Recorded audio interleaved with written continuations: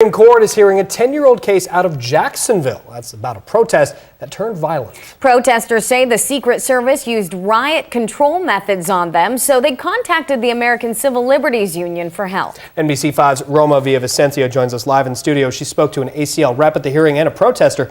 Joins us now with more. Roma. That's right, Craig. Shelly Elkovich says they came out to protest peacefully, but says her rights and others were violated. Today, the Supreme Court questioned both sides to try and figure out what happened 10 years ago.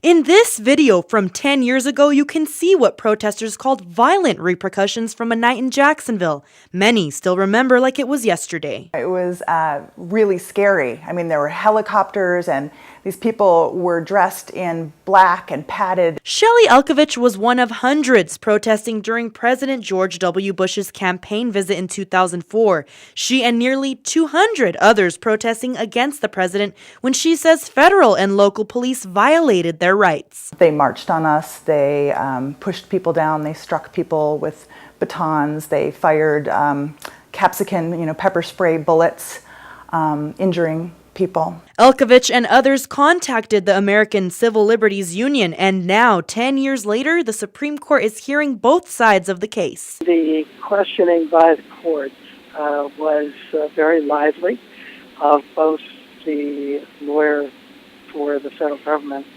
and our volunteer attorneys. Oregon ACLU representative speaks to us from outside the D.C. courtroom. David Fedanke says the Supreme Court will now decide whether or not the protesters can sue two federal Secret Service agents, claiming they forced state and local police to become aggressive. I think it is difficult to tell where the court may come down on this question.